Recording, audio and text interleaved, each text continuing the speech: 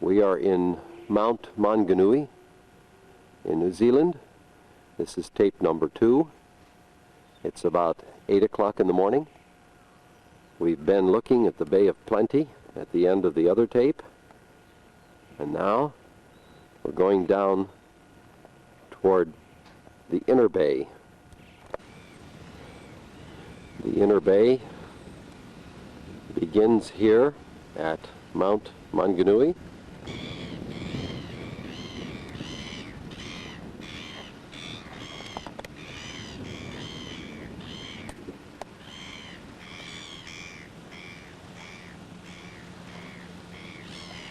And runs for several miles down into the center of this eastern section of New Zealand.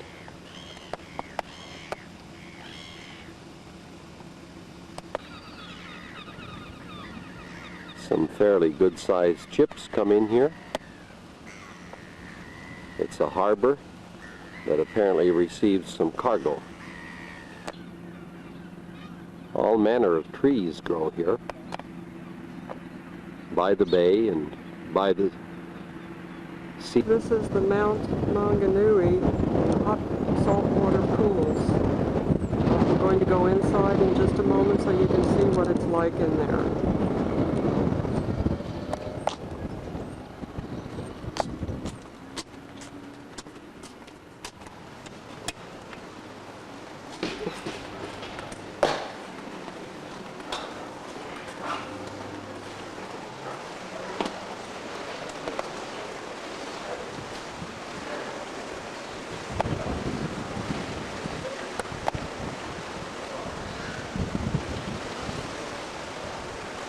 Here, this is Mount Maunganui. I'm inside the pool area. This is the mountain view that we have here in this pool area. And these are the pools. As you can see, people are enjoying themselves here.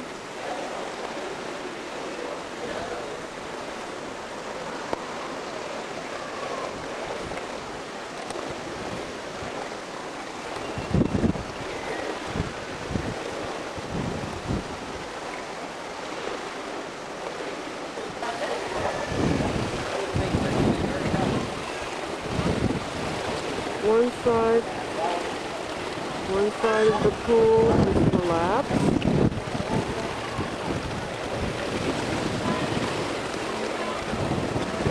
Over there are some hot tubs, and this is a pool that has, this part of the pool has these jets that come out of the side that are just wonderful for massaging your shoulders, neck, and back. This is very, very comfortable and very pleasant. And amazingly, this only costs us about $1.50 American money. And you can stay as long as you like.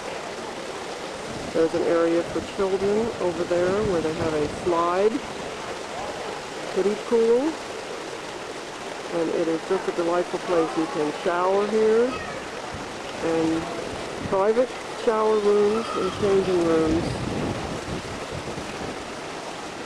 and I don't know of anything like this in the United States anywhere. Here is Wayne descending into the hot tub. We wish we had one of these at home. It would sure help our muscular aches and pains.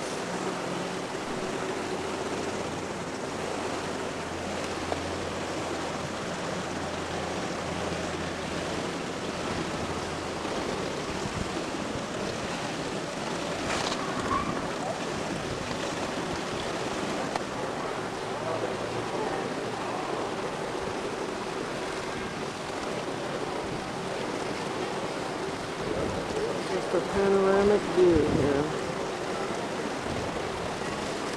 It's a delightful area.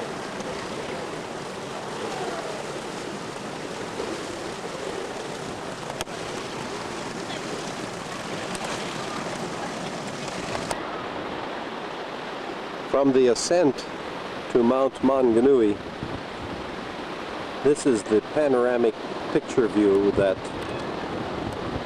we have before us. It's mid-afternoon on March the 3rd. It's a lovely day for surfing, as we were out there earlier today, and for the kayak, and just for lounging around on the beach, walking.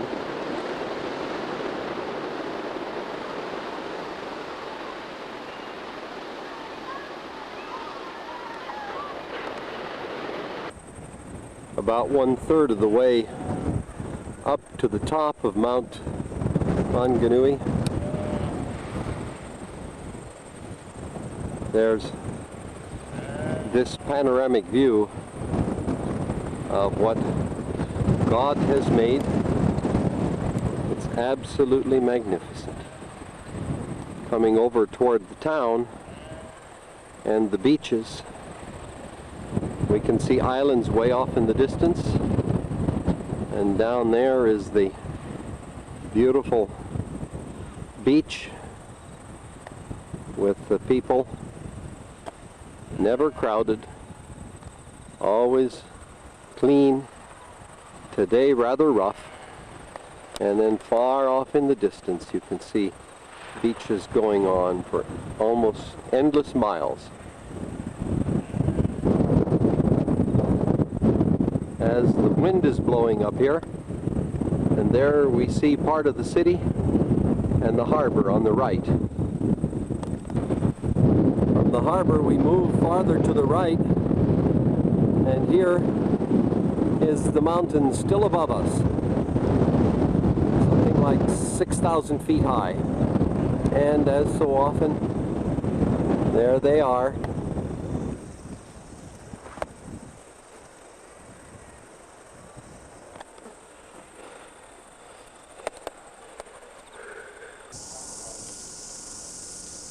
We're not far outside of Whangarei in the northern part of the country, and we've come upon this fabulous wood shop where they do amazing turnings. And that is swamp kauri. That is a root kauri, what we find in the bush. And the kiwi go in like that. You see? Oh, yes. Yeah. And that's also swamp kauri. This is a shit. That's a shame. Is that a root then that was in the brine for a long time? That root kauri, yeah, that's about 600-700 years old, sir. That don't have to be root kauri. That was under the ground for a couple of 100 years only. But look the colors. You see? Sorry, sir. Mm-hmm. And you said how old is this kiwi? 36,000 years old, sir. 36,000 years old. Well, this one too. It's all made from swamp. How old is this? Pardon? Sir, how old is this? 700, 800 years old. Seven. It's good. 143. 46. Well, that's not the price. No. $290 including shipping. New Zealand dollars including insurance. Let's go all other numbers from this. Halves turned out of one single piece of wood. They can give it in regular. Spalded native woods. When you put that only every time in the 2 months, you just put a little bee wax. Nice little, but it is the same. This beautiful bowl was made from a branch of the largest fig tree in the world. That's the sculpture. Made from kauri. 461. This is a sculpture. Pardon? How does this work? Oh, man. All this wood is taken from the property that's owned by this Dutchman, and as you can see, they're beautiful. Is that cash or checks? American cash. Cash and you... American Express. Well, he needs to be on a rug or something. Okay. beautiful piece of cowrie.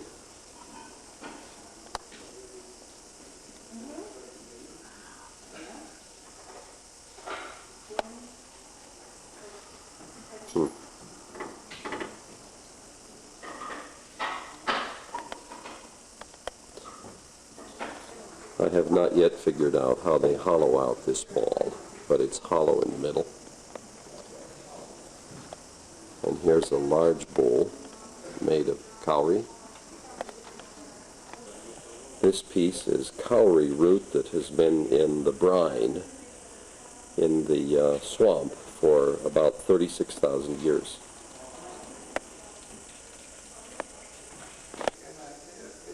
There's another beautiful piece.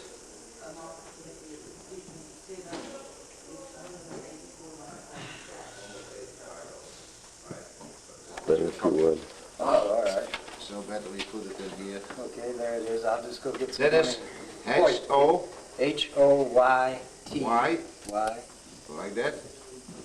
Yep. Hoyt, M-L-O-N-G, L-O-N-G, right. 1401, Wanamaker. Wanamaker, Avenue. E-V, Avenue. yes, Somerville, S-C. Yeah, so that is done. But the other one from you, All these pieces are one of a you kind. never have to ship that one. They are registered when they are purchased, 240 in Pebbles. and a record is kept of where they are sold. Oh, what a beautiful burl. Or is it a root? We left a good deal of money here, but the pieces we got are absolutely beautiful and unique. All the wood that's turned and made into toys and useful things is taken from this 160-acre plot of land, seldom ever cut. Usually the wood that falls to the ground is taken and used.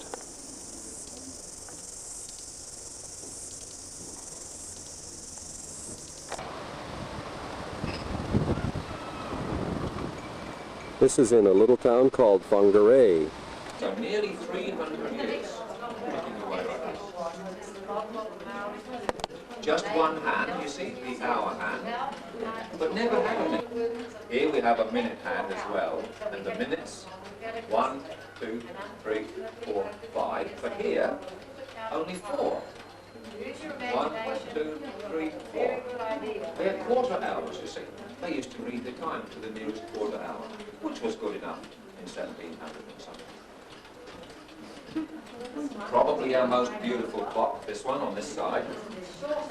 Now these pictures go right around, and these are all hand painted. Original oil paintings. Painted on panels and then attached to the clock. Made in Vienna in about 1840.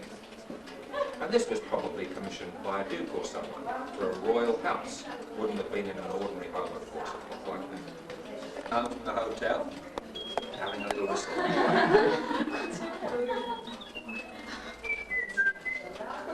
Bottle of beer in his pocket. Very happy. 1875.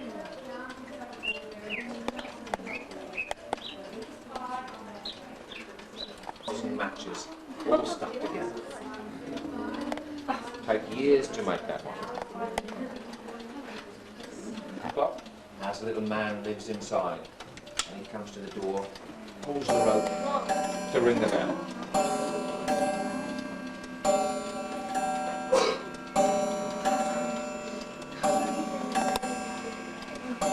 Bye, gone.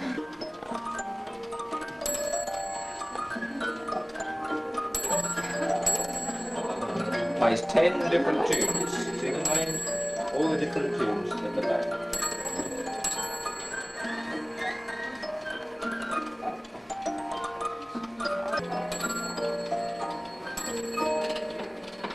Wind him up for the next time, because he's a little bit slow.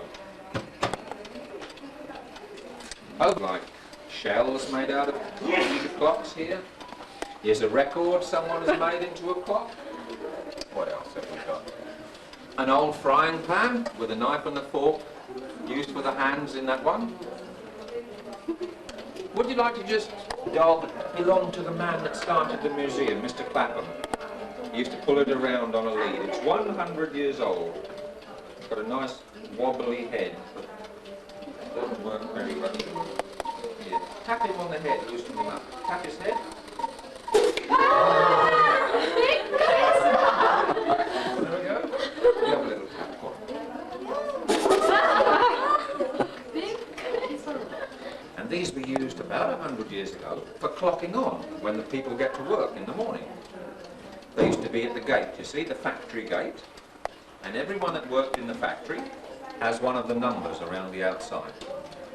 And when you come to work in the morning, you stop at the clock, you move the lever to your number, you put it in your number, you punch the clock, as they used to say in those days, and then your number and the time that you get to work was stamped on the roll of paper on the inside. It's a real piece of New Zealand history, because that one is our old Speaker's clock from our Houses of Parliament in Wellington. That one used to hang on the wall in the debating chamber 100 years ago, and they used that to indicate how much time was allowed when the members of Parliament were speaking in debates, controlled by the Speaker of the House. You see, that's where it gets its name, the old Speaker's clock. On the shelf, the little engines here come from France. Little moving parts as a rule, wheels and things will go around, little instruments. Clocks, of course, made in about 1880, 1890, around there. In about 1890, and these, you would find these in a hotel or in a large restaurant, you see. And they would provide background music for you while you were having your meal. But first of all, you had to put your money in. So the people put the money in the side here, and then out came the music.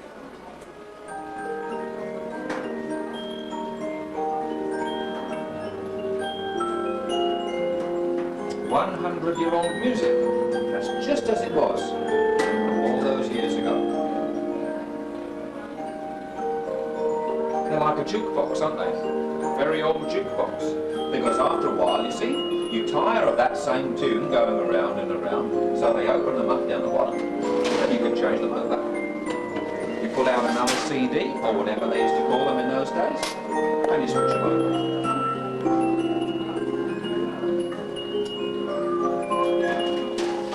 They go for 3 or 4 minutes, just like your songs do today.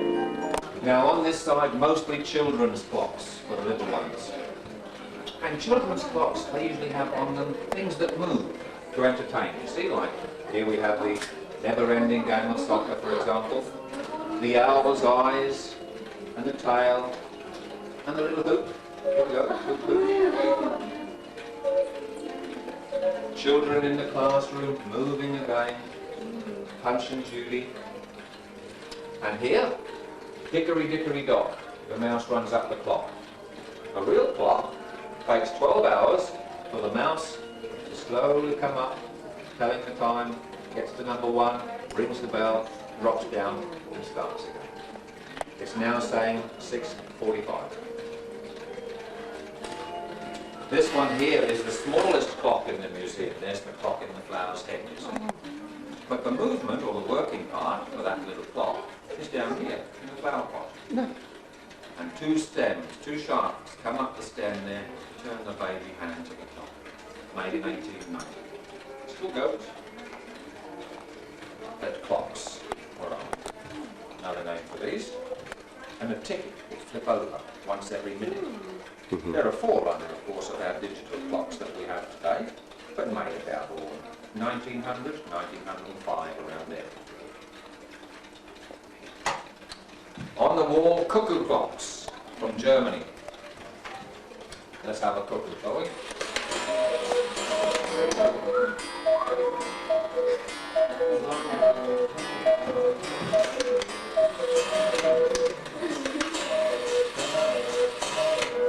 Now, you see the weights coming down here? That's driving the cuckoo, of course.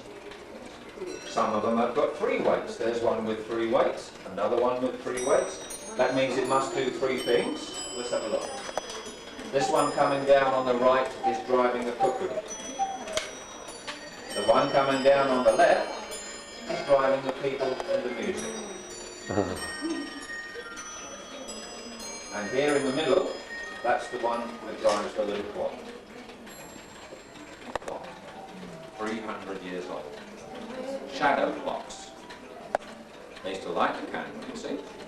And the light from the flame cast the shadow of the little bar here over to this plate at the back. And as the candle slowly burnt down, it made the shadow of the bar slowly move up the plate, and they read the time against the little numbers on the side. Even a coconut shell could be used to calculate the time. A little hole in the bottom. See the little baby hole? They used to use these on the old sailing ships to calculate the time between the ship's watches. How long the man spent steering the ship. See, they used to measure the time with this one. Ships like this. You see these two? Sailing along the river, up and down. Sailing along. Make us feel a bit seasick. They were through the hole in the bottom, and when it got to the very top and sank, that had taken exactly 1 hour for someone else to have a turn at the wheel. No arguing about the time. Down, slowly coming down to the bottom, one day. When it gets to the bottom, to wind it up, you just push it back up to the top, once a day. Another beautiful clock from France with birds inside. And this one has the birds in the bush, you see, flying around. 10 birds in that one.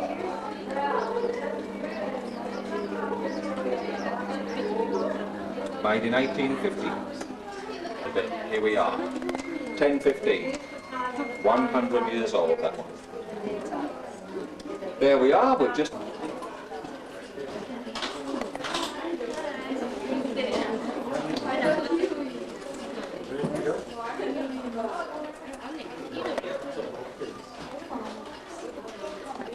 This is the Lady Mystery Clock.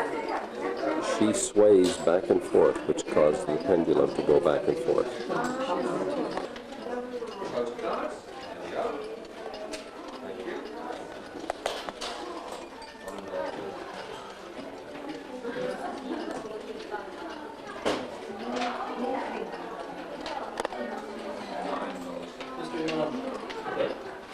I'd like to take your picture.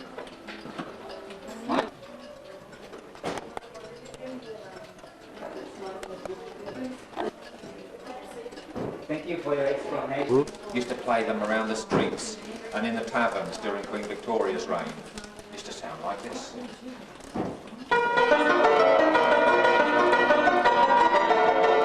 the monkey would dash around with a tin. Just put your money in the tin pack. Lady Mystery from France. Called a mystery clock because you see there's no reason why the pendulum should swing. It's just hooked over there, not mechanically operated, it's just hanging there, so what makes it swing is the mystery.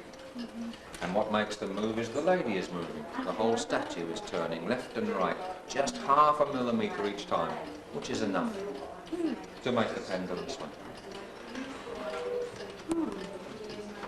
The little illusion of running water. Made in about 1890, so that's 100 years old, maybe a bit more. What is that coming out? It's glass. It's spinning glass. around. Oh, I see. The hour on the hour, you get the trumpeters to the door.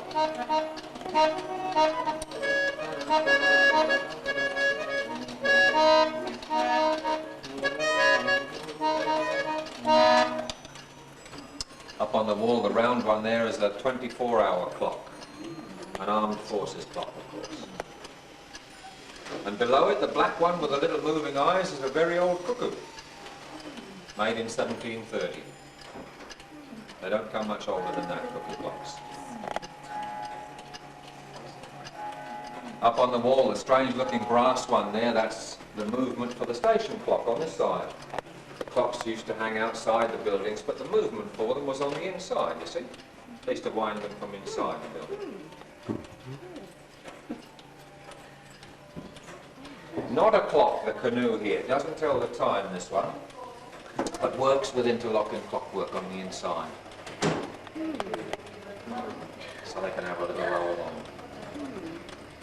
One of the few we've got that's made in New Zealand. We don't make clocks here, but that was made down in Nelson about 100 years ago.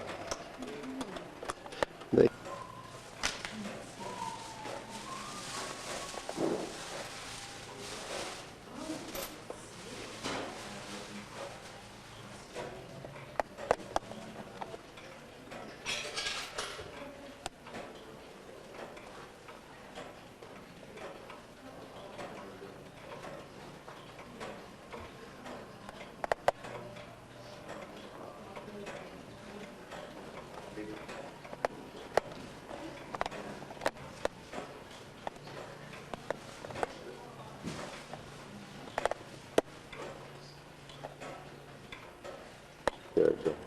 No.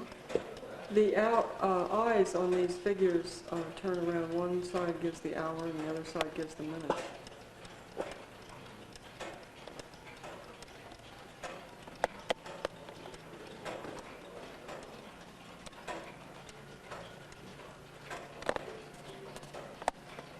a punch clock.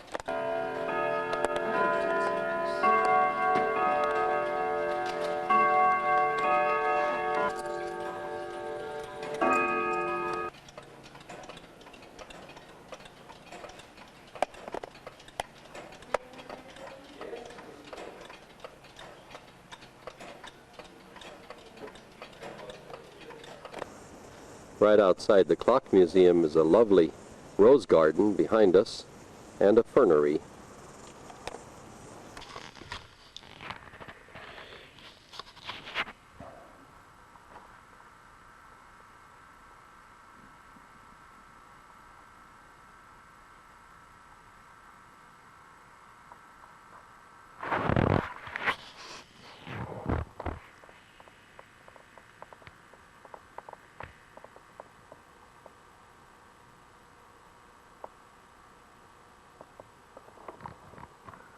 All kinds of beautiful ferns, specially conserved in here.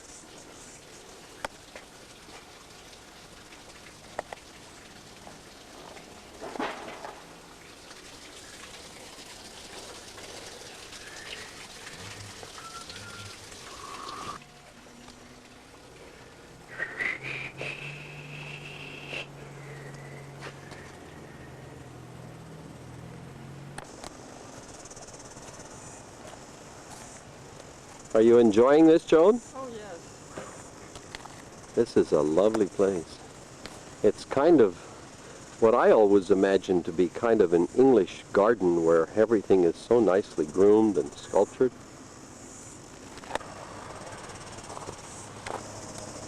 The garden is along this small stream where ducks enjoy the fresh water and where there's every manner of native plant along the way. A beautiful place.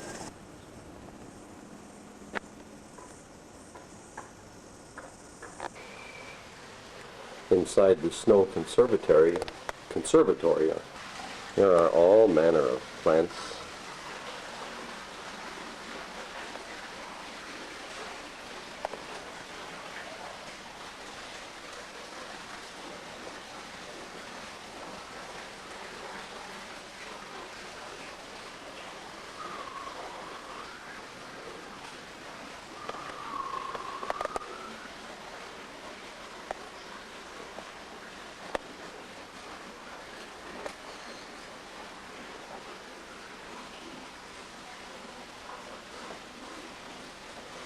And here's Joan photographing flowers, which she just loves to do. And there are many delightful specimens here.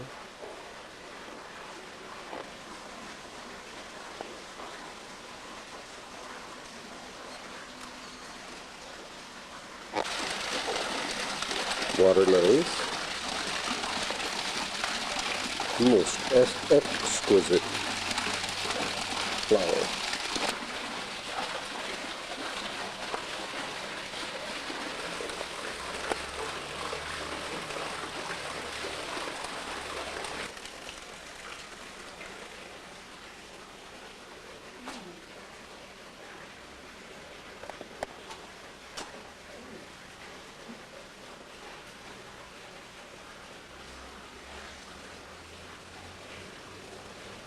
The beautiful addition here, including the cactus garden.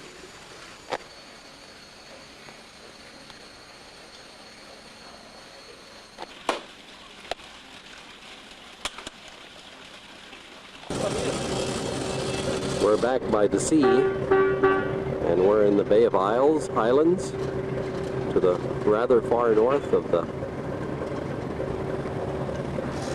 northern island, and we're about to begin to take a trip.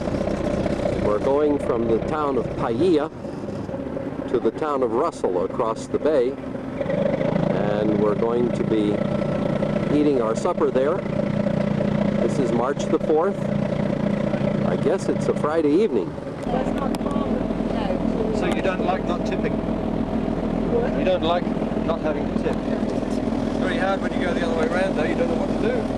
That's true. When we go abroad, we don't know what to do. Well, the problem is when we go out for eating or anywhere. Yeah. What about Russell?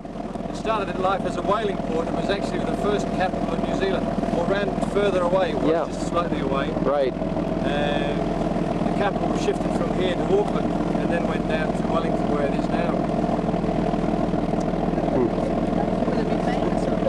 Pardon? See where the first English settlement was, isn't it? Right.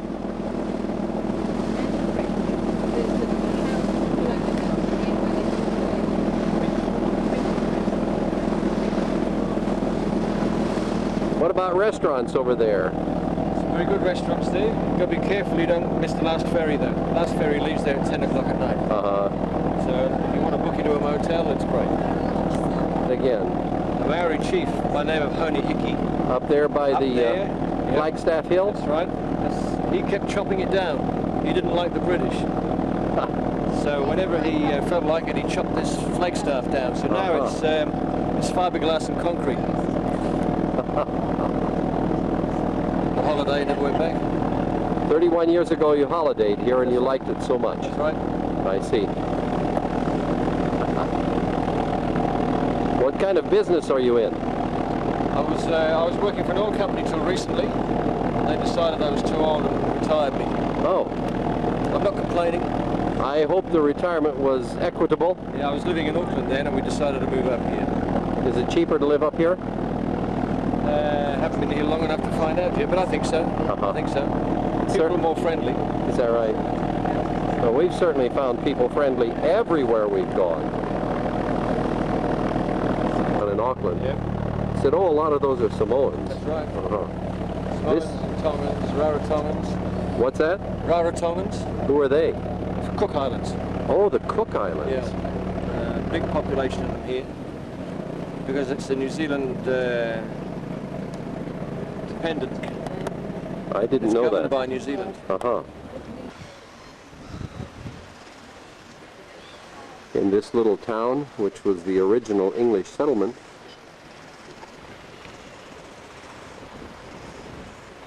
it's a beautiful little place, but lots of old framed houses, nice restaurants, a very coarse gravel beach here. Looking out over the bay, and reminding us here that there was war here once.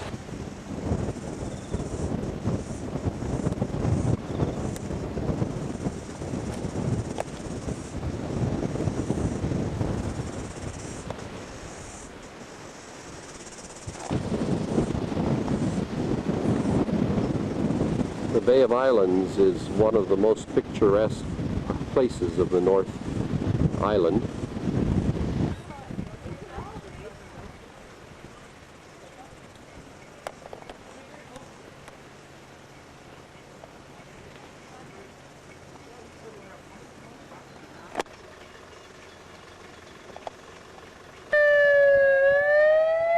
It's the 6 o'clock whistle here in Russell. Beautiful Victorian there at the top of the hill above the bay.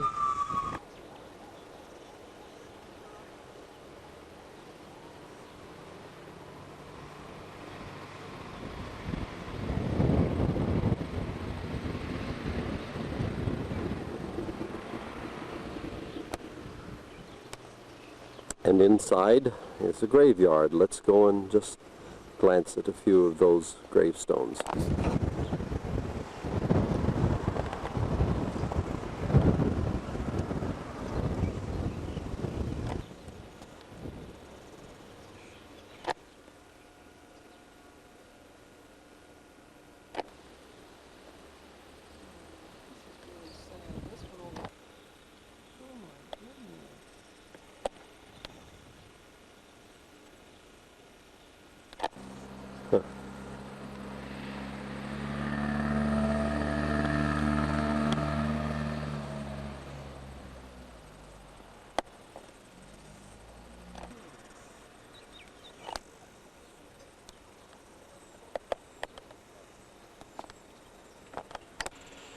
In addition to the settlers, there's also a number of Maori graves here.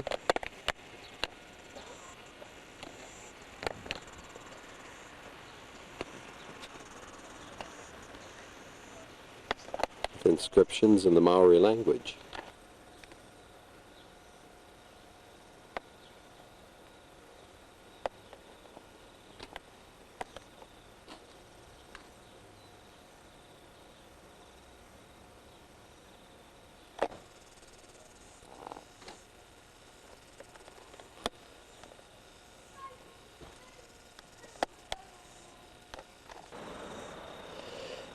And on the other side, for William Jennings Weymouth,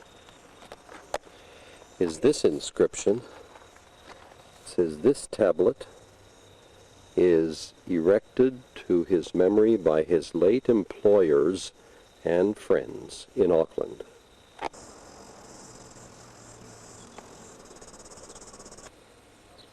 The church building itself was not open, but it was a very good education to go through the graveyard.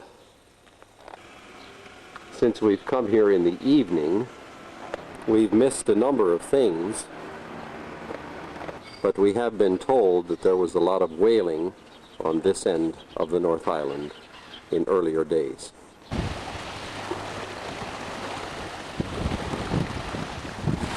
Here on the bay, what appears to be a beach is really very coarse pebbles. And fronting on the bay is this little town, beautiful little rustic town of Russell.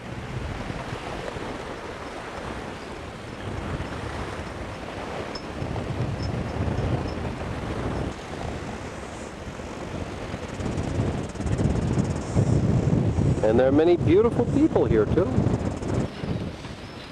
We've decided to have our supper in the Gables where German is spoken, and they have a wide variety of local dishes. We're booked for a trip around all the islands here in the Bay of Islands tomorrow morning, following the red line, I suppose.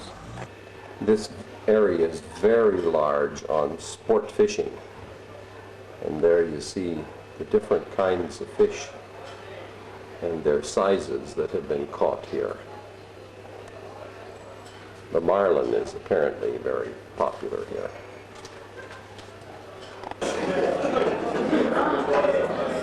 These are the kind that are caught.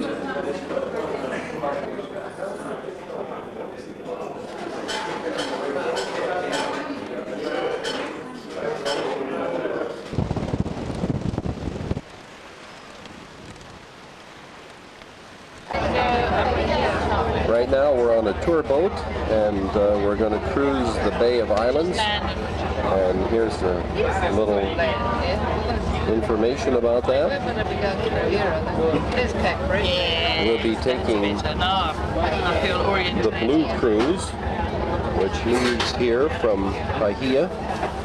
It goes to Russell, and its farthest point is out here in Cape Breton.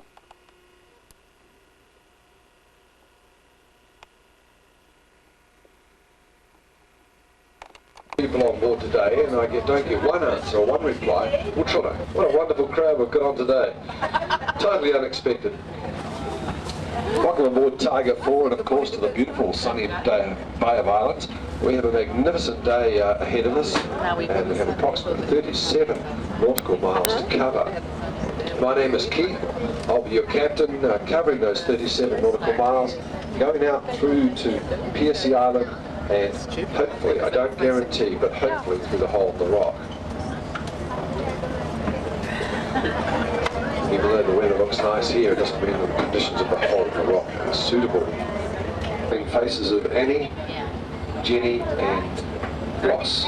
Now, any problems throughout the day, don't hesitate to ask any one of us. Running cheese on the roof would be fun. Oh! You caught us. Good grief.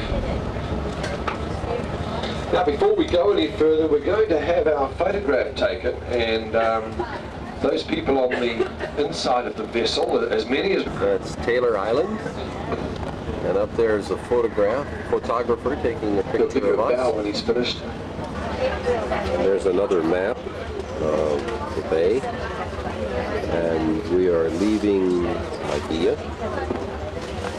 There it is, and we're going out long ways out.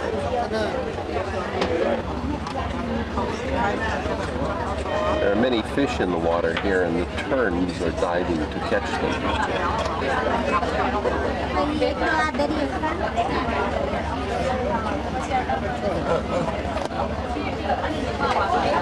It's that salmon that got down there that's smoking.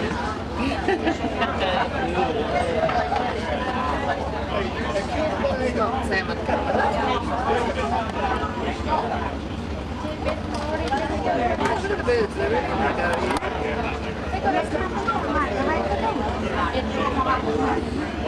Was formed in the early 1800s. In fact, We're coming into the New Russell Zealand history started here in this little township. It's one of the oldest we have in the country.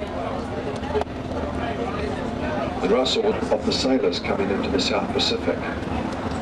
To accommodate upwards of 1,000 sailors at a time, there were some 30 grog shops or bars along the frontage of this town. Just amazing. There are a lot of firsts here in Russell. Things like Pompalia House, the second house from the right-hand side of the beach. It used to be a monastery, started by the French Bishop Pompalia. Today it's a museum piece, and under we can't see it from our position. The James Cook Memorial Museum. Inside that museum is a tribute to Captain James Cook and his voyages around the South Pacific, and even a scaled replica, beautifully made model of his ship, the Endeavour. The Duke of Marlborough Hotel is the last remaining hotel we have in this area, and it has the distinction of having the first liquor license issued in this country.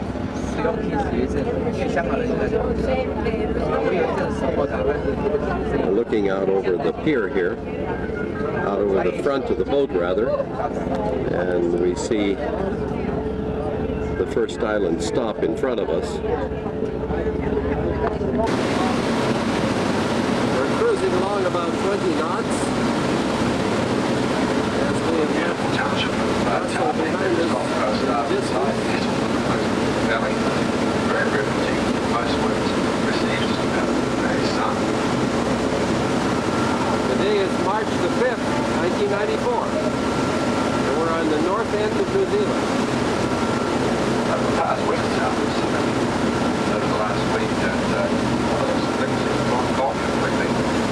Here's you the stage, and off the door is now about 2 meters swell at this point. So everything's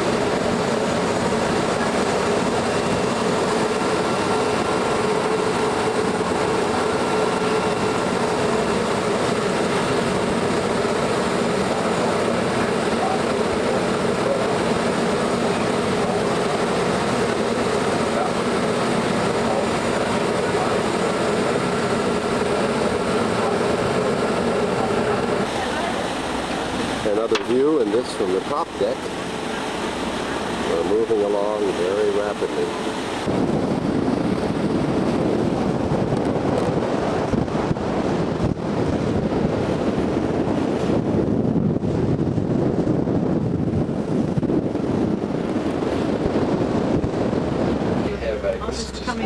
I'll just come in and see what sort of view you have.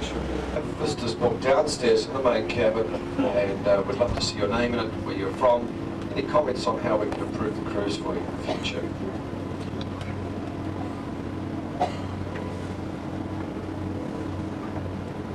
Yeah, it is called Motu Arahia. Just up ahead, and you'll see one of the first houses we'll have a look at. This end of the island until that line of pine trees on the skyline we see way ahead of us to this end is privately owned by Mike Alexander, a really nice guy. And Mike started off the first helicopter company in this country. Stress-filled life. Shall I go fishing? What sort of bait shall I use? All those major decisions we should be making in our retirement years. All beautiful, the whole bay, this one, Cook's Cove. The houses that Mike built have been kept in the old colonial style, even though the oldest one, the one on the right-hand side of the beach, is only 15 years old. Actually, it's 16 now. This is one of the first places that Captain Cook landed. The most spectacular house that Mike put together was up on top of the island, right up on top. He called that Eagle's Nest. We can't see it from this angle, but I'll show it to you later on during the day.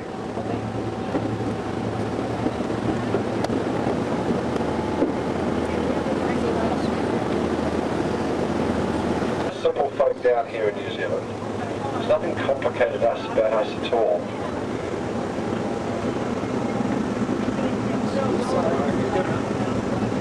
Twin Lagoons Bay. Twin Lagoons. What a wonderful spot. The central part of the island is controlled by the Department of Conservation. Now they look after this on behalf of the Bay of Islands Maritime Park. So it's a national park that we're travelling through. And this central part of the island is available to the general public for day use only. Now the lagoon is on the other side of this small beach. It's fairly low tide here at the moment. We've got about 9 feet of water underneath us. We don't want to run aground, do we? Lovely yacht we see. And Jim's been there for something like 12 years now. He's not moving. People try for years and years and years to get a lifestyle like that. It's the only private residence on this little island. It was really sort of pot luck on which ones they found, wasn't it? If it wasn't for 3 years in the 1700s, I would be speaking to you in French at the moment.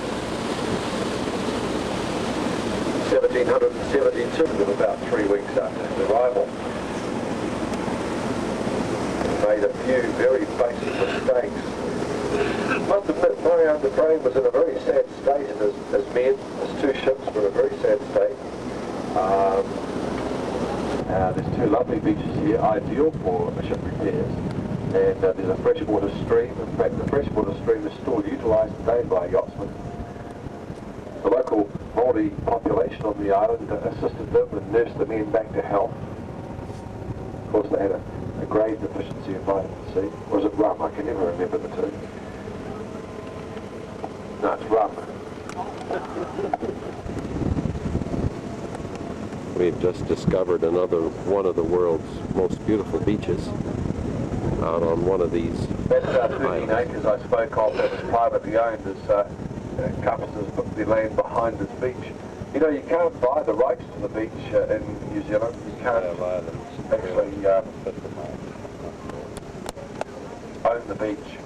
We have this thing called the Queen's Chain, and it basically gives people access for recreational purposes at a distance of 20 metres or 66 feet from the water's edge. And that's a right of every New Zealander or every member of the public who visits this country has that. That encompasses every beach, all the coastline of this country, every river and every lake. So it covers some 334 acres, 300 of which are controlled by the Bay of Islands Maritime Parks Board. 34 acres, this 13-acre block on the left-hand side, and this 21-acre block just off our left now. This one's called Goodfellows Bay. Sir William Goodfellow purchased this way back in 1927. Very keen horticulturalist, planted trees from all around the world. Beautiful property. I'd hate to think of what it was worth today. 3 houses in here. There's the family home to the left, the brick place. Caretaker's cottage at the rear of the acreage, and the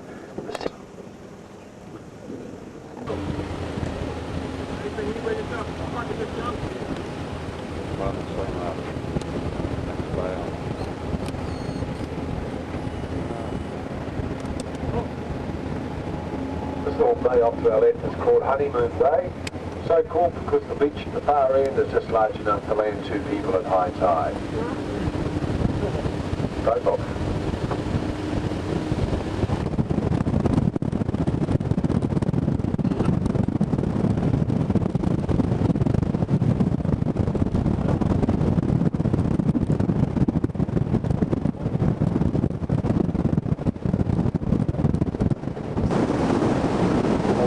Blowing up and all this island of Waiwaitoria is off to our left-hand side. Waiwaitoria means footprints of the oyster catcher, and this island has had several owners in its lifetime. But to give you an idea of the value of the properties, in 1965 a Mr. Reynolds, Wilbur Reynolds, purchased the property for $25,000. See the place.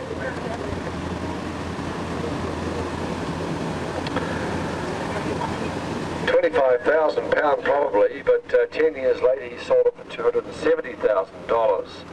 Did okay on it, and Wilbur Reynolds was a chap from America, the Reynolds Tobacco Company actually, and he was one of the main instigators of the Bay of Islands Maritime Park, so that all occurred in 1975.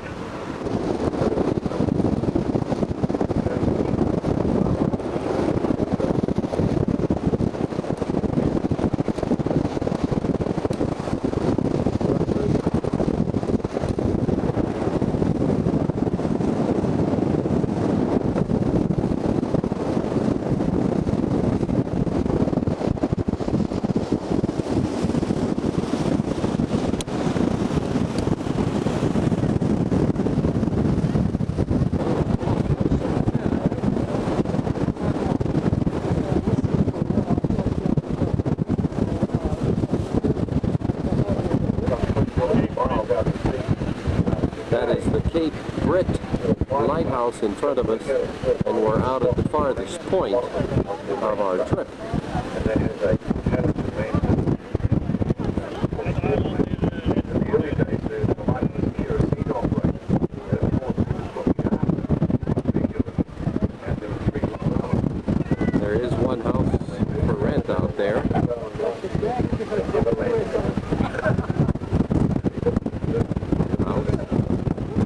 And this area is very, very good for big fish, sailfish, and marlin. The island we're heading towards called translation of island of Kakol. Island of a black crow-like seabird. Island of the Seabird. Rock, Long Island, and certain Hawaiian islands up in some certain actually does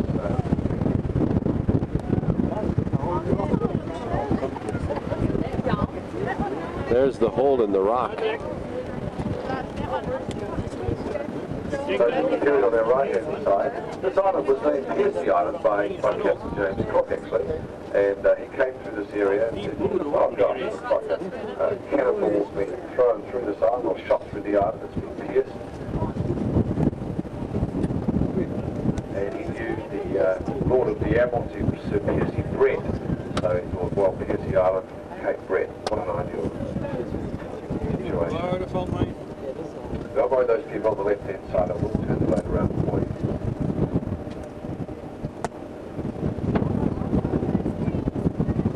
Now the dimensions of that hole run at some 660 feet above 600 feet. 60 feet above water level, 60 feet above water level, and we are some 36 feet high. The depth of water through it runs around about 80 to 90 feet all the way through.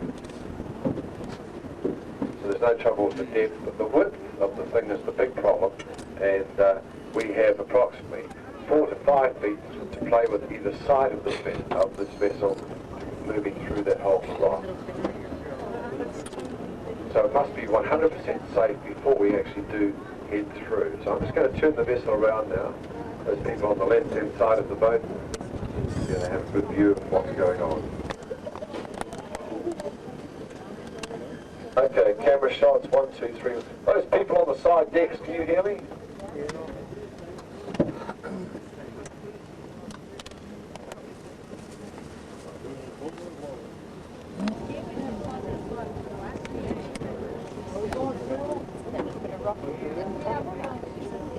Vessel up on the flying bridge. You get the best views all round up there. It's magnificent, it really is. The next best view is from the top deck outside, and of course inside is not so good in any part of the vessel, but it's not bad. The worst view at all from the vessel is from inside the toilets at the moment. Come on out. This is what you came to see, guys.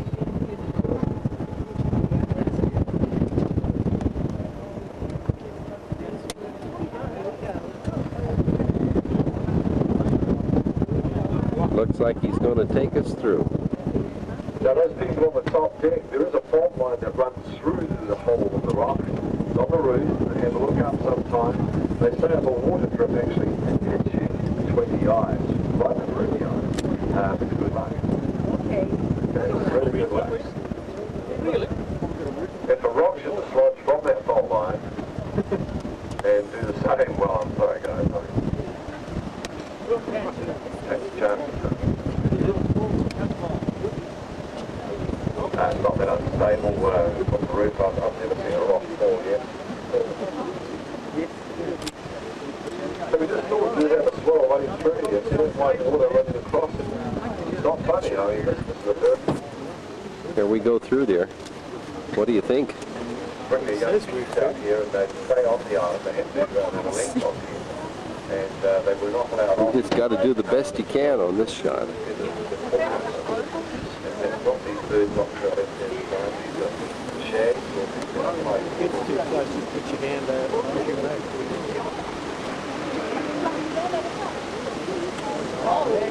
So, would you like to go through the whole rock? Yes. You would?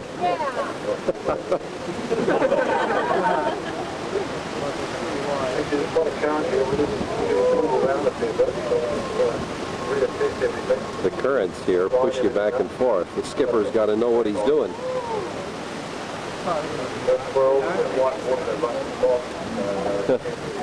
He's very cautious and not even sure whether he's going to do it. Ik denk niet dat hij je deur gaat.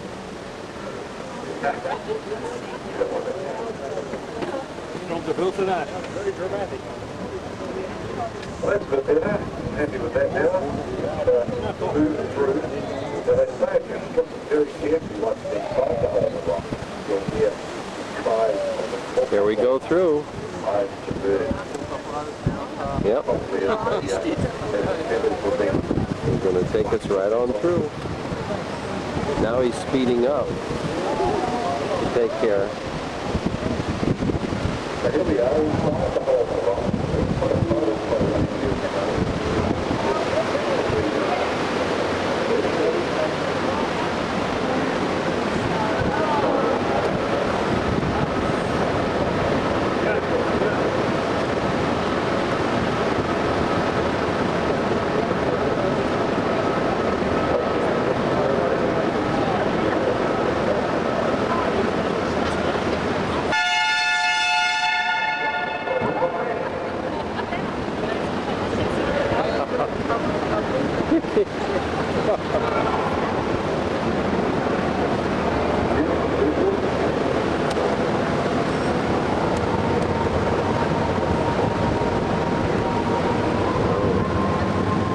Now we're leaving it behind.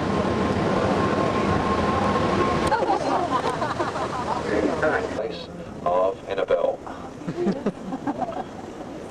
Now she looks after the island and also looks after all the vessels that come out into the Bay of Islands.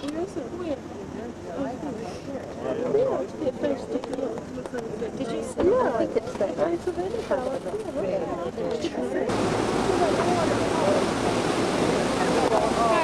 There's another hole in the rock. Ja, wat kunnen we niet doen about it. That's right above the other hole in the rock.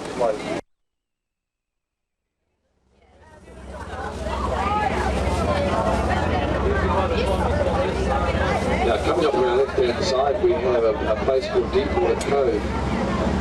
Again, very simply because there's deep water in there, yes we know. And this particular cove was used by Zane Grey. Now Zane Grey was an American chap who came into the Bay of Islands and had quite a big impact on the place. He was a Western, he wrote Western novels. Okay, some of you may have read some works on I say it's pretty good. And Zane Grey was also a very keen sports fisherman. He actually wrote a book about the Bay of Islands, calling it the Anglo's El Dorado. But surprise, surprise, I was in the bookshop just the other day and I saw a copy of it still for sale. He was here in the 1920s, so obviously been a pretty popular sort of publication. Zane Grey had quite a large fishing village here in Deepwater Cove. Stop here is to show you. Our names aren't on there.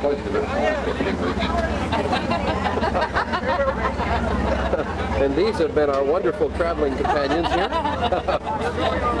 Submarine. That's great. Is that what that is? Our skipper told us that this is one of the most beautiful days he's seen in a long time. And we have just traveled all the way out here to Cape Britt. Come on, focus up. We have just traveled all the way out to Cape Britt.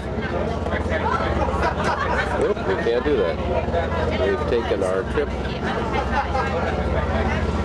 through the hole in the rock, and we're now returning for a stop at this island here with ride in the glass bottom boat or submarine, whatever it is.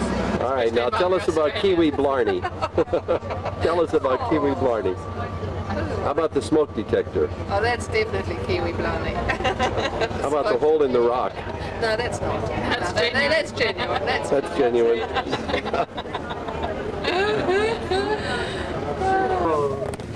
the same that side. Look, look.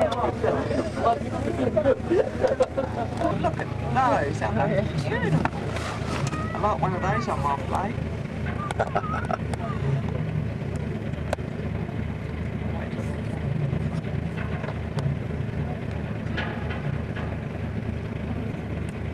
We're in the Nautilus and we have this glass bottom so we can look out at the fish in the bay.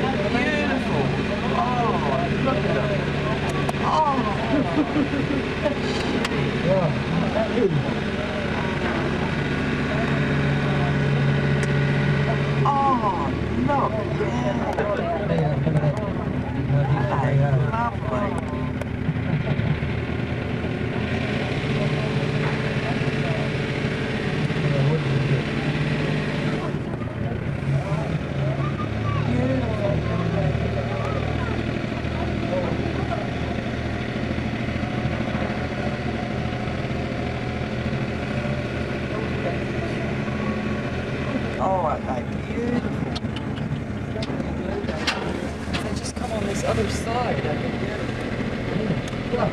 Oh, look, they hit one another way. Oh, that was good. Yeah. Ooh. Oh, I love that. Like the lip water. I use the flush. Yeah.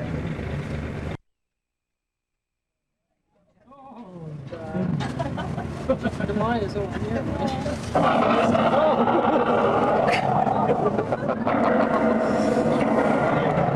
Right underneath your thing.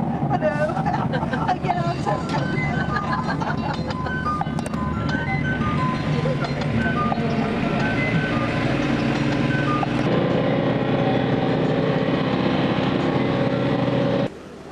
So that was our much touted submarine ride. Yes. This is the cruise ship that we've been taking this morning, and I see down at the base of it, it's one of these catamarans with two hulls, which makes it a very stable boat and very easy to maneuver. It has two 12-cylinder diesel engines, which pokes it right along.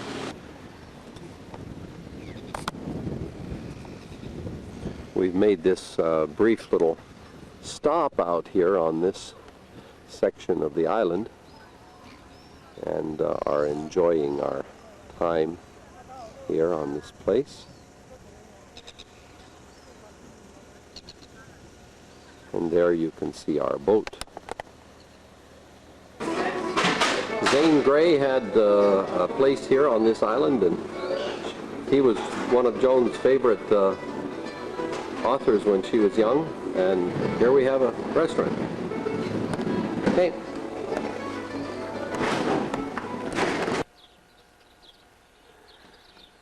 We've stayed in a number of motels. They've all been very nice, but this one has been exceptionally pleasant. And it's a crystal clear day here. Went down to about 62 during the night. We'll go up to about 75. And I better watch where I'm walking. And that's the little place where we've been staying. We're loading up and getting ready to go. These are really quite reasonable, about $45 for the night. They have enough room to sleep about 6. Let's go inside. All right, this is the living area. Living room area, and then we have the dining room area here. This is the main bedroom in here, and it's been used last night, so it has a radio in it.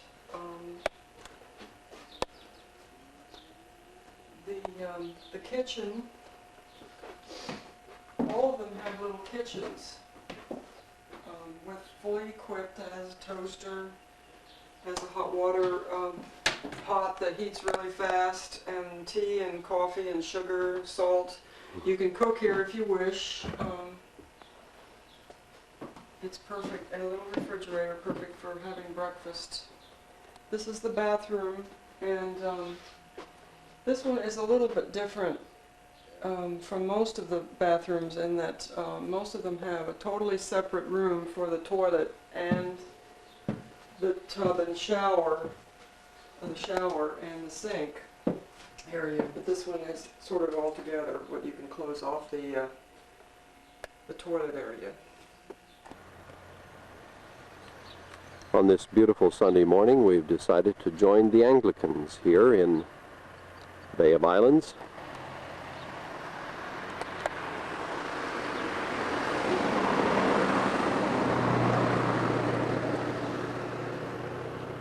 And worship the Lord here.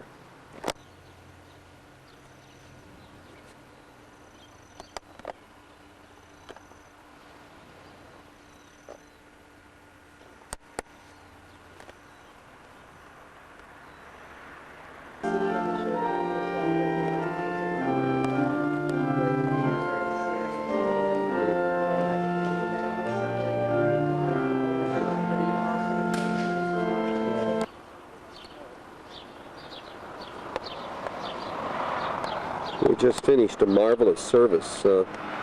Even though women were largely in charge, it was very biblical. And then out in the churchyard, we see things like this.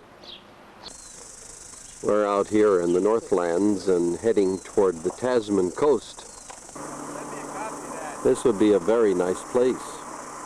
I'm just recently the proprietor here. Hello, everybody in America. Tom. Yeah. Why in the world would you move from Hawaii to here? Well, there's not as many people here as you notice. And we don't use water filters here. Oh, I see. And the soil is very rich and pure, and the air is clean. Mm-hmm. No cane burning. Hawaii has burning the sugar cane on Maui.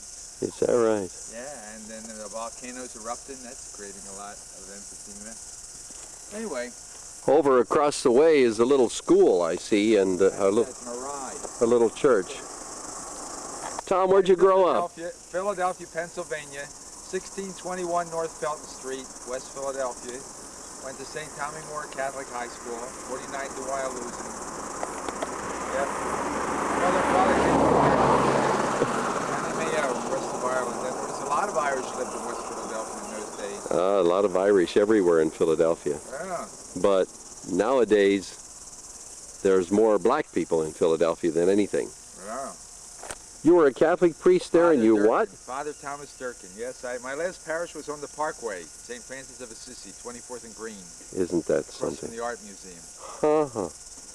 And you went to St. St. Charles Borromeo Seminary. I was ordained by Cardinal Kroll in 1964. Yeah, sure. He's still alive. Paul Cathedral. Saint... Yeah, I saw him a couple years ago. I went to visit. Yeah, he's been quite ill. Yeah. Tell me about the folks across the street there. Well, those folks belong to the Mahuri Huri tribe, and that's a children's camp that started Friday night and it'll end in an hour, and they're practicing their song and their haka, their dance, for a festival coming up at Easter. And they've come from all the area around Bay of Islands here for this weekend, so their chant, their haka, and clap. That's what they're doing now, clapping. They're a clan, they're a tribe. So that's what the focus is on the tribe.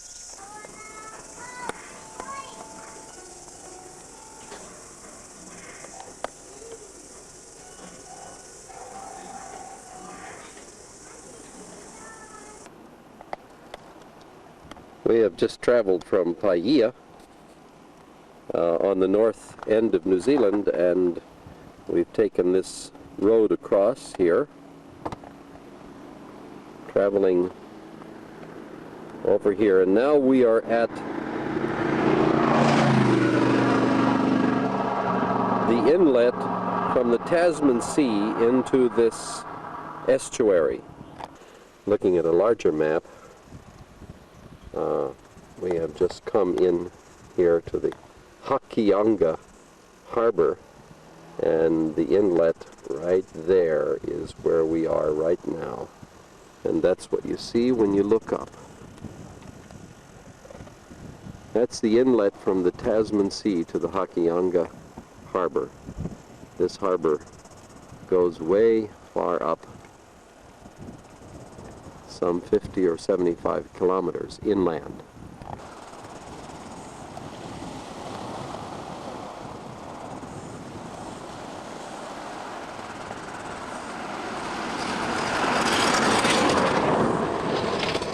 This is Wayne walking on the beach here at this harbor at the inlet to the Tasman Sea. His question is, did God make these rocks round, or how did they get that way?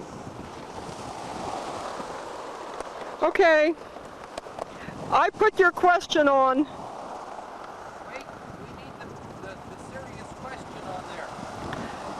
I put your question on. Oh, well, here, let me, What? Now the question is, did God make this rock round? Or did the water and the rolling on the beach make it round? Or is it, who knows? Get me coming up the steps here. what? Yeah, just get me climbing up here. I hope you're saving enough tape for the South Island. Oh yeah, we got something up. There it is. Harbor at the Tasman Sea. From this high point, we see the bay and the inlet from the Tasman Sea from another vantage point.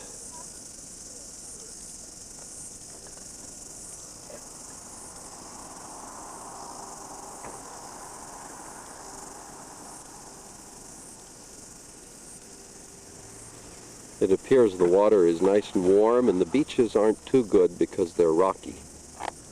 Since we are at the top of the islands here, about 70 kilometers to the east of us, would be the Pacific Ocean. We are traveling through the Waiapa Forest on the western side of the North Island toward the top, toward the north end.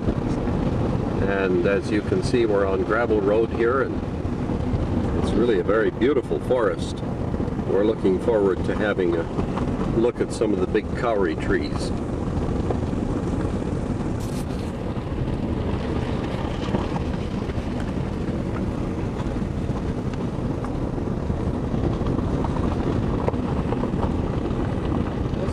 Must have been.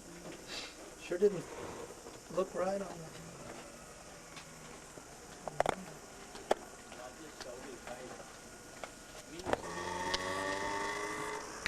We're now right in the midst of the forest here, and the forest it's a tropical type forest. And I've been amazed at the lichen, which grows in beautiful formations.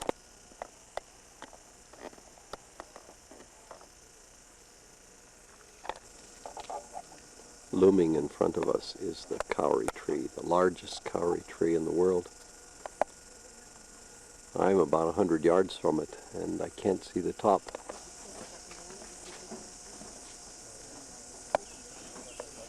It's hard to imagine how big this thing is.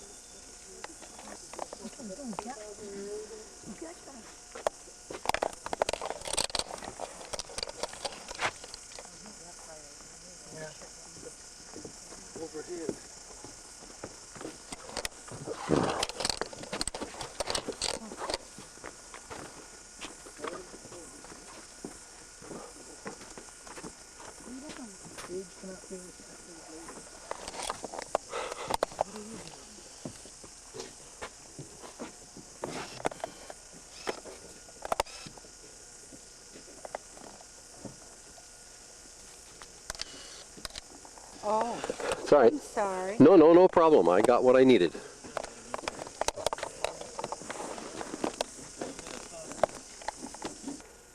And now, about a block away, we can see the top of that old kauri tree, whose life goes back probably to the time of Christ. Again, we notice that the ferns are everywhere, and they are more fern trees than they are fern bushes, and they very beautifully fan out at the top with the largest cowrie over there in the background. We've traveled about 50 miles south, and we've been traveling along the Tasman Sea inland and decided to come down to this secluded beach. This is the Tasman Sea. The prevailing winds come up from the South Pole, but here it's very nice and warm.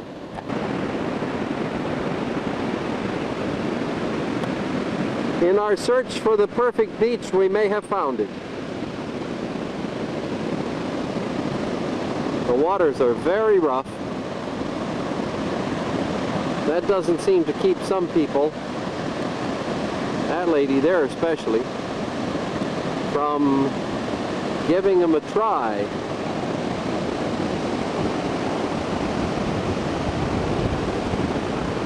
But there aren't many folk out here. This is very much off the beaten track. I'm told, ow, the water is cold. Oh, it's cold.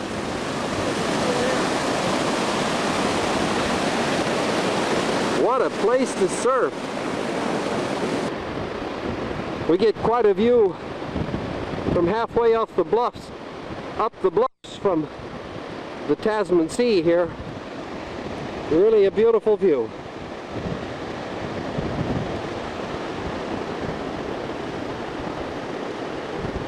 As far as the eye can see. Looking down the bluff about 150 or 200 feet above the beach, this is the little scene that we have before us. Down to the south, and then panning over here to the north where the sun is. This is what we have. Almost endless beaches, it seems.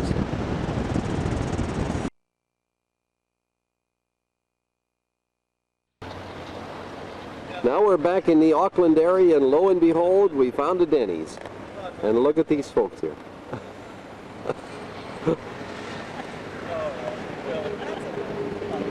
We're going to go in and have some breakfast. And what did you say before, Dorothy? You've never been to breakfast before? Never been to breakfast before. Sure, mate. I bet they haven't got really good maple syrup. Yeah, we have got maple syrup, but it's not good. What's the menu like, dear? Pretty much the same as it. And, we have quite a few of the same stuff. and this will be our waiter. Maple syrup, 3 large pancakes. What if they like the American pancakes?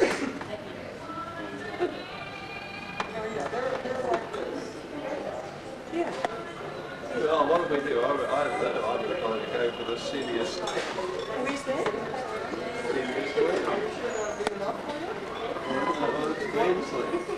Two pancakes, two pancakes, 2 soft.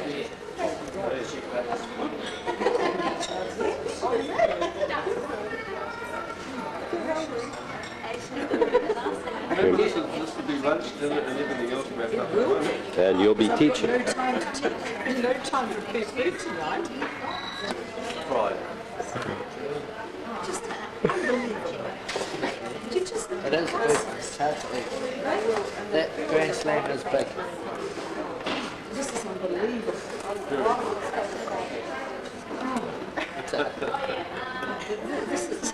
This is very, very good. Oh, this is fun.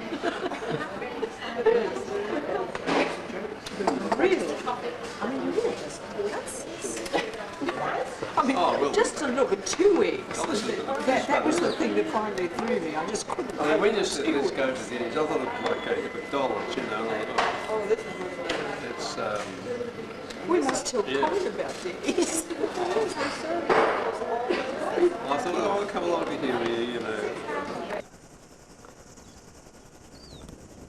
It's March the 7th, 94, and we're in Auckland, New Zealand. Another view of Auckland from North Head Hill. We're looking off to the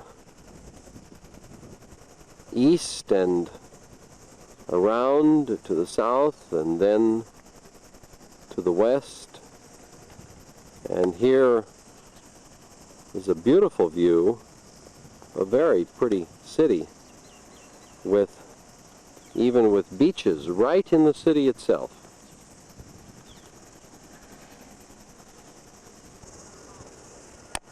We were over on North Point Hill, and now we're on Victoria Hill, and we get another view of Auckland here. Auckland goes far to the south. The islands in the bay are also part of Auckland City, and down there we see a race, a sailor's race, going right out toward the ocean. And again, where there's all of this beautiful sight here. This hill was the scene of gun placements and bunkers for World War I and World War II, and they're still in place here. Looking across the bay is the main commercial center of Auckland right there with a few skyscrapers. And then there's the main connecting bridge from the north across the bay into Auckland City. Here is a relief map of the city of Auckland, and beginning here with the Tasman Sea. On the west is a map of all the islands and the bays around this beautiful city. And Rod, where is it you live here in this display? About here. All right. We look out over this way.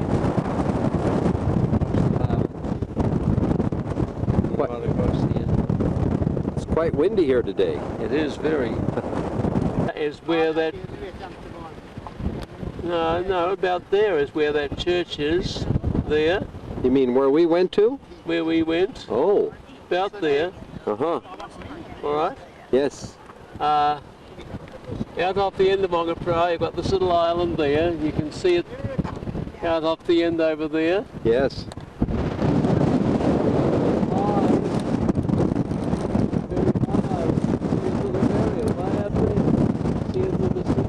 Yes, I see that in the distance. That's a bird sanctuary, you said. It's a great area, which is mostly farm plus holiday area, and you can't see it from here, but you would on a very clear day you'd see it all right. There's the little barrier, right? Right there. And then looking out beyond that signal station and over there, we can't see it today, but you have seen it on other days, is that high peak there. We wondered whether it was an island, and in fact that is the end of this peninsula. It's all heavily wooded, this peninsula, and they are rediscovering gold in the area. There's a lot of prospecting going on at the moment. And that is Coromandel. That isn't part of Auckland City, is it? No. It's not part of Auckland City. It's a long way from Auckland City.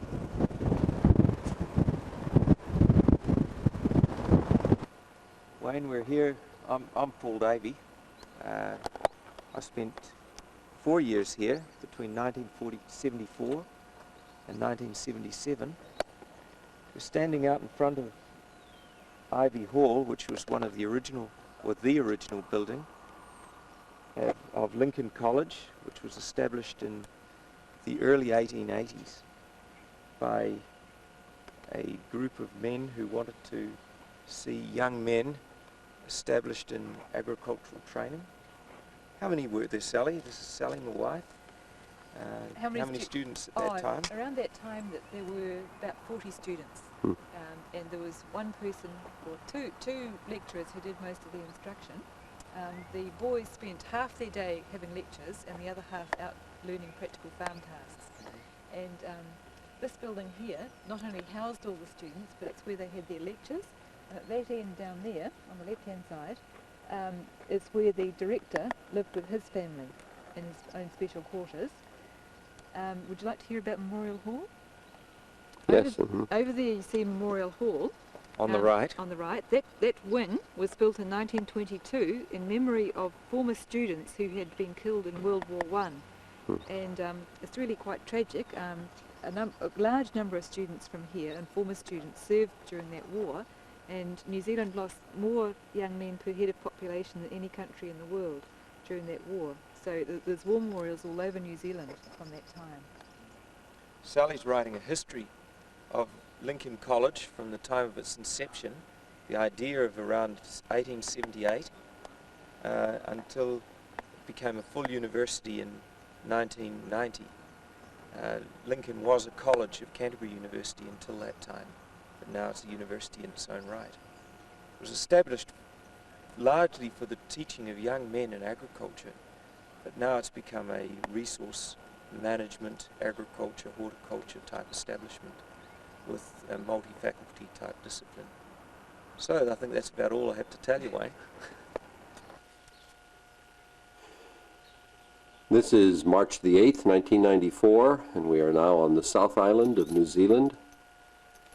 And we flew into Christchurch early in about the middle of the afternoon and met Paul and Sally. And we have something on the video already, and when we woke up this morning at their house looking out of our window, that is what we saw. The Southern Alps. And then over toward the west is also another part of the Alps. Their homestead is right here, and they've begun to build their house in 2 sections. And here they are. They've worked very hard, and we'll see more of what they've been doing. This is Wayne playing with Sally Davies' dog, Kurt. He likes to chase a rock.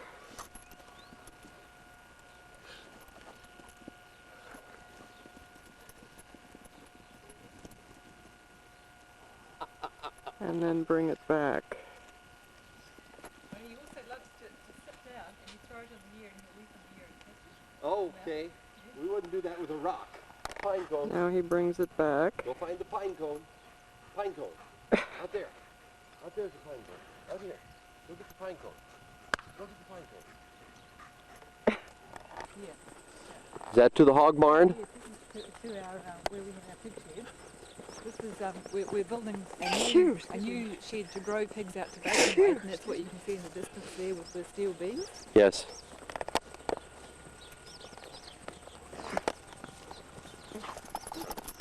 Hey, Kurt.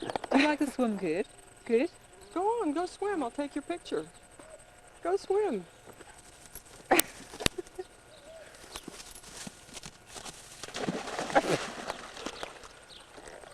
It's a rather chilly morning to do that, Kurt. How many hogs do you have? Well, at the moment we have about 180 sows.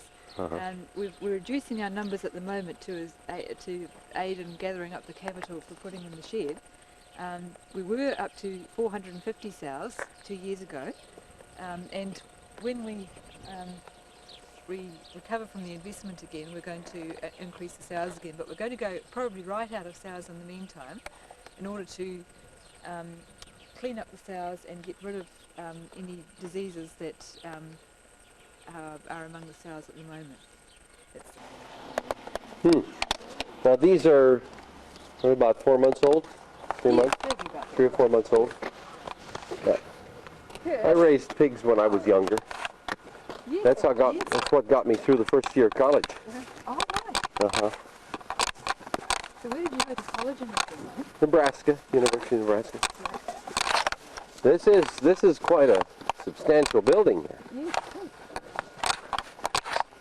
You have a flushing floor and everything. Is that right? Well, this is the central aisle where the feeders, the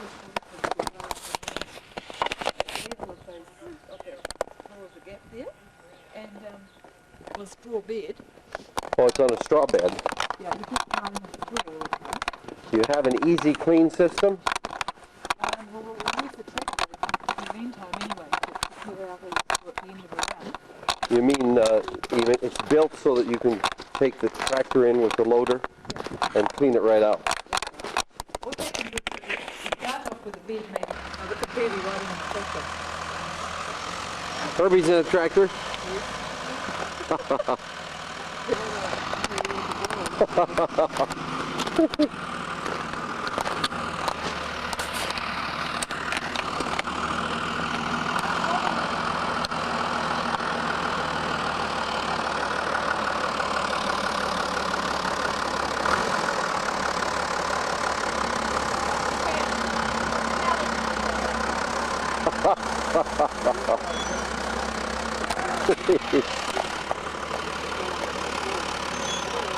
Morning.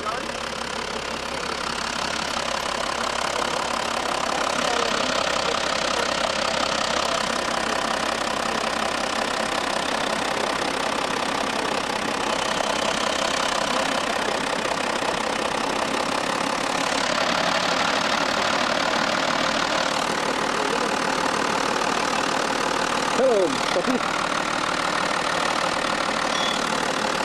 You're my kind of man. Come on now. Yes, you drive a John Deere. There's a big John Deere's in Globe like this one. This is a big John Deere. Yep. That's my kind of man. There's a locally built front-end loader on it. This is my friend, Herbie's his name.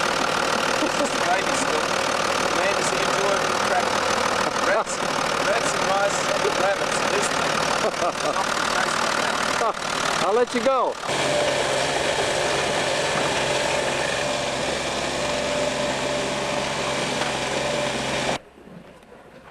It looks as though Paul has the makings of a superb business here after he gets over the big initial investments. They have 320 acres here, and the sheep are out on the free open pasture, which we haven't seen yet, and the work goes on.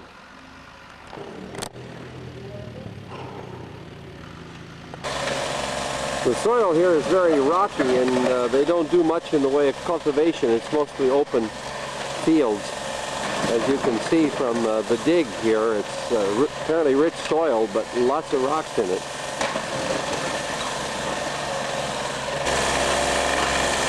The work done by one small machine like this is the work of 10 men, 20 maybe. They're now preparing to lift this generator off the trailer and make it available for their use here. Everything's done by power.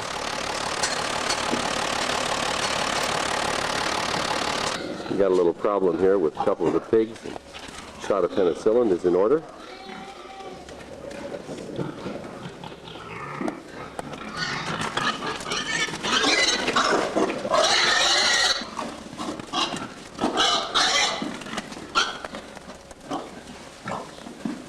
Don't get on my bad side. I want to use this leg and this hand. Get him this way.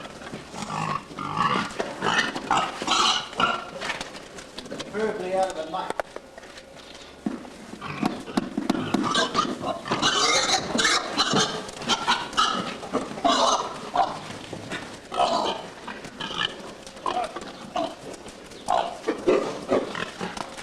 Now we catch a glimpse of the sheep over across the road. I suspect those are the ones that Paul owns. Get up! at $37. Now, let's make more than that, fellas. 37 the money. Hey, quick, townhouse at $37. On the market, Andrew Lee. A hell sale. Hey, quick, townhouse at $37. 37. Buddy.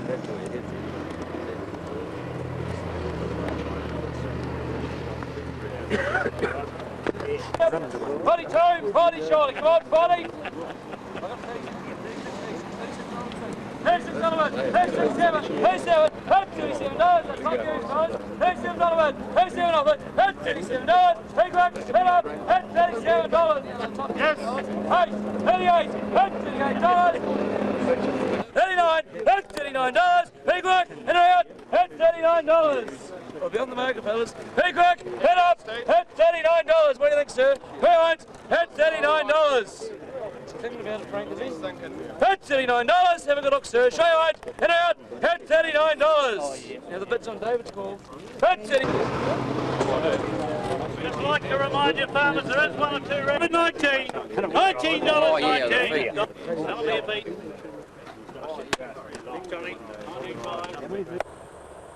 We are now about 150 or 75 miles southwest of Christchurch,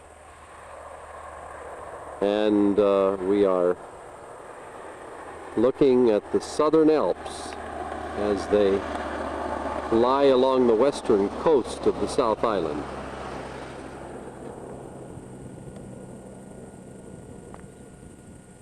And right there is the highest mountain in New Zealand, Mount Cook. It's unusual to get such a fine close-up picture of it without it being shrouded in clouds.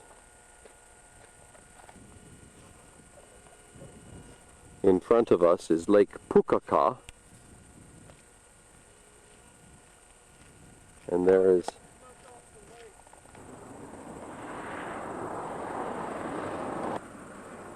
there's another shot of Mount Cook. It's about almost 13,000 feet high.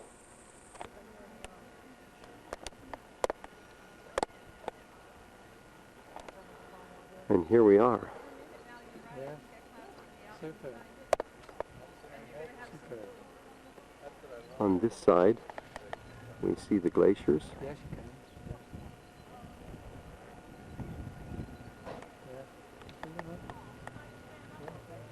can. And up the valley, and then there is the mountain with the clouds just moving away, so that in a moment we'll be able to see the very top of the summit. There it is.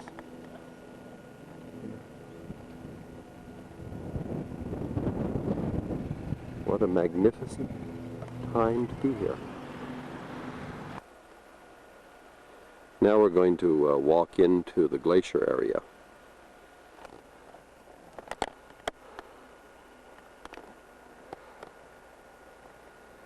We're climbing here, the glacier area. I'm looking to the east, and this is a range of mountains on the east side, and then down is the lake to the south of us, and to the west are the mountains that lead up to Mount Cook, up that way. A few hundred feet up this rocky path from the road below, right there where we drove in, and out of breath, we see the valley of the Tasman River that feeds into the lake, and then we turn, and looking up here, we see the peak of Mount Cook. There it is. The clouds keep coming and going. We've got another 15 minutes of climbing to get to the glacier. Now we are at the glacier, and above us, of course, with the clouds rolling by, is Mount Cook, right there. What looks like a rubble-strewn valley is really a glacier. As we look carefully at the edges, we can see that that's really not rock, but that's ice. See right there, you can see the white ice. And there you can see it again. And then farther down there are small pieces of ice chunks. And then all the way down this glacier, along with a number of others, feeds the lake that's down the way. And there is a visitor to the lake.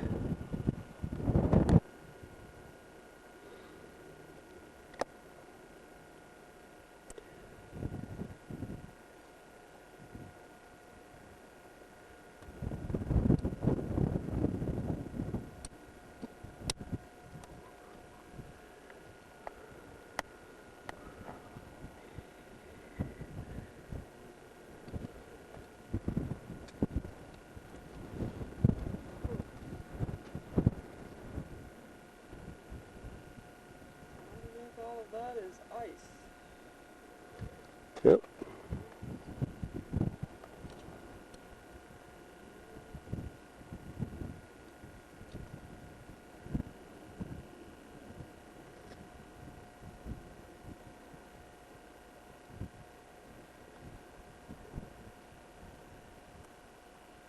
As we keep looking here, sometimes it looks like the mountain is going to be completely clear, and then the clouds continue to form right around the mountain. Perhaps the snow is evaporating off the mountain. There are very high winds up there. Up on the mountain sides we can see the smaller glaciers as well.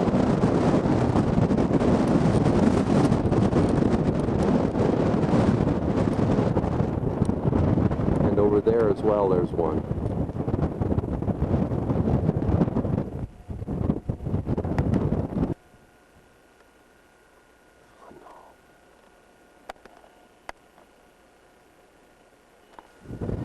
There are huge outcroppings of stone here and all the way up the mountain and then across as well.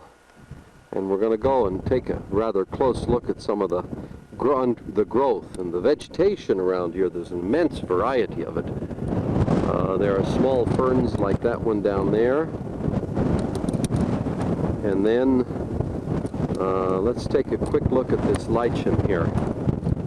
It's very, very interesting looking stuff.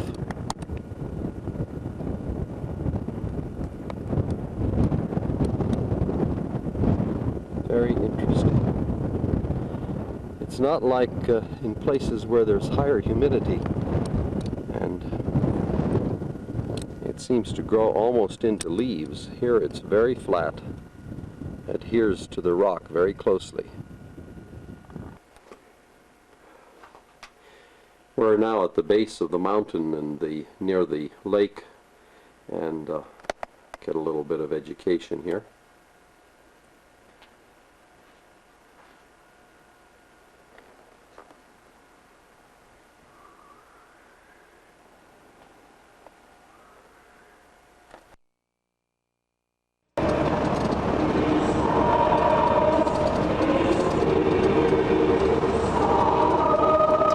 March the 9th, 1994, and we're driving north of Cromwell, heading toward Queenstown, and the mountains around us are simply awesome.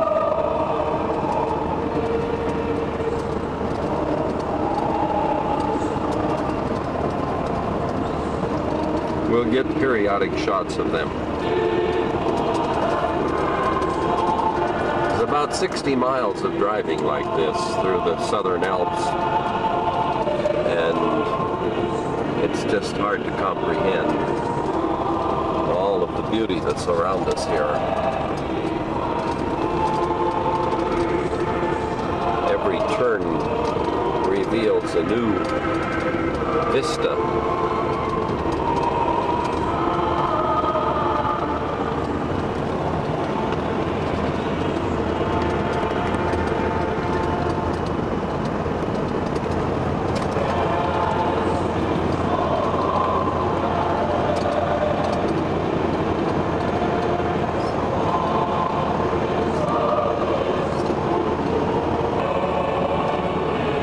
Still going through these magnificent mountains. Praise be to God.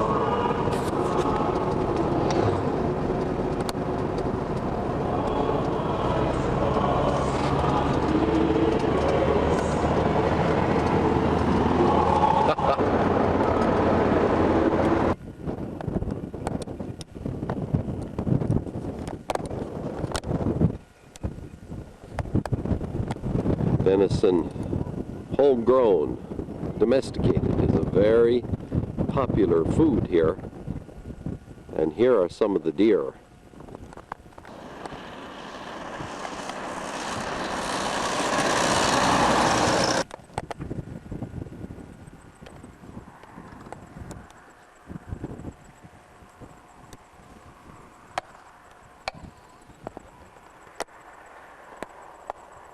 Aren't they beautiful and proud looking?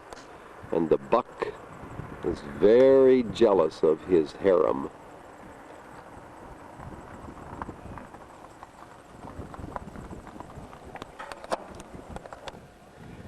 In some parts of this country, this is what they call a town. Here's a man who runs a little business of car repairs, tires, gasoline station, with a little tea room at the side for people to get a snack. We're just out in the middle of nowhere. This is one of those places that we're forced to visit on this trip, and we're really mad because we didn't really want to stop here. It's not the most desirable place in the world.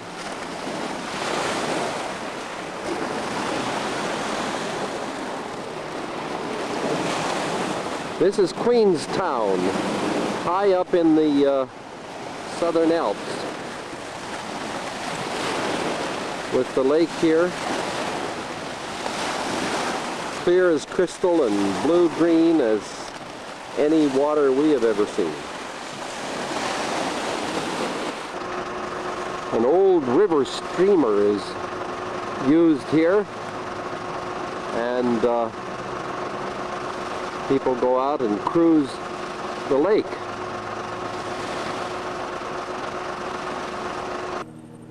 Across from Queenstown are mountains called the Remarkables, and just by skimming over them you can see why they're called that.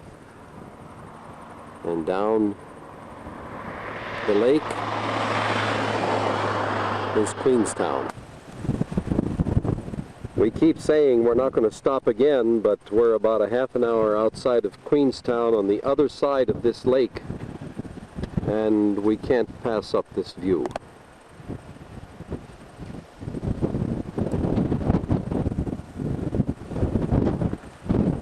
The color of the water is just shockingly beautiful.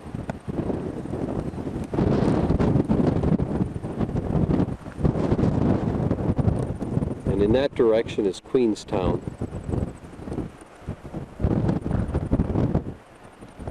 With the Remarkable Mountains behind us.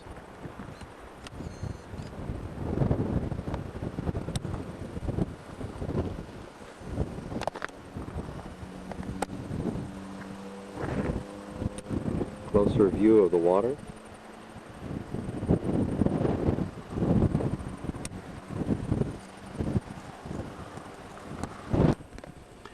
We came into Christ Church on Monday and spent the night out at Paul and Sally Davies' house, not far from the Rakaia River. And then we began our trip down this way through Geraldine and out to Lake Tekapo and saw many beautiful sights around there.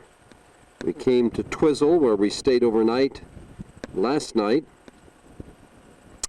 and then we proceeded on down this way until we came through, we came through Cromwell and over to Queenstown, where we had lunch today on the 9th of March and enjoyed the absolutely magnificent lake that's there. And then we've begun to go south on this highway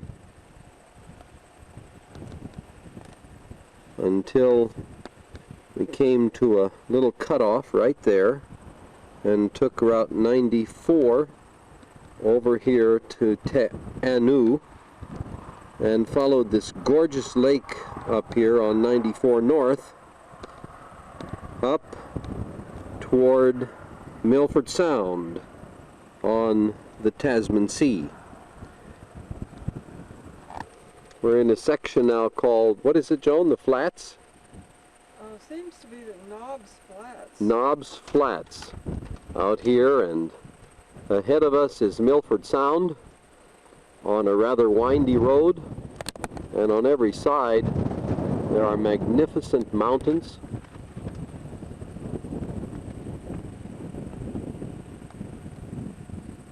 And everywhere we've come today there have been sheep. We just passed a bunch of sheep. Down that way is another lake, and here are the mountains on this side.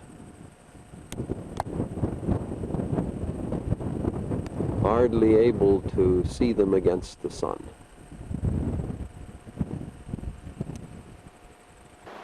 We've just come about 50 miles up the road through those flats and then up this incredible gorge with mountains on both sides so high I can't even get them into the frame.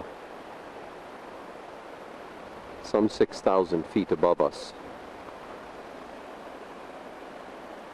And on this side as well.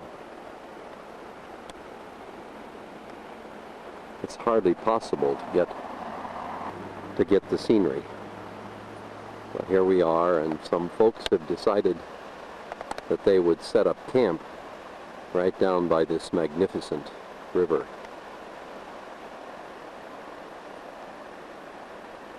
We're still on the east side of the Continental Divide. The water is still running to the east. Ahead of us, around these mountains, are more mountains. We're still heading for Milford Pass, which is on the other side of these ridges. To me is the snow at the top. Possible glacier or avalanche there in the future. Again, we're utterly awestruck at the beauty of what we have been coming through. It's so big that my camera can't even expand to grasp it. And every turn we take, there's a new delight, such as, for example, these great waterfalls over in the distance, coming off the snows at the top.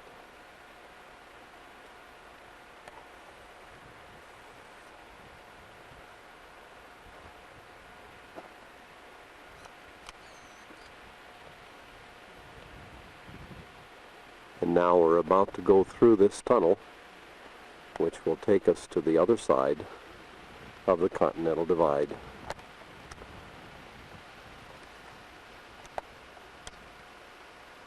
Over on this side are rivulets coming down from the mountain, water coming from way at the top where the snow is. running down the edge of the mountain. As the water comes down, we'll follow one of those little rivulets right down as it comes down the side of the mountain and finally ends up down here in the stream below. And here, thousands of feet from above comes the water, right down here.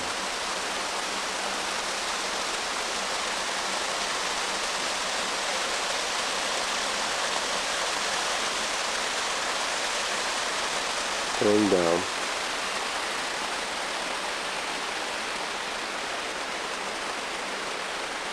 To join that water that makes up the lake.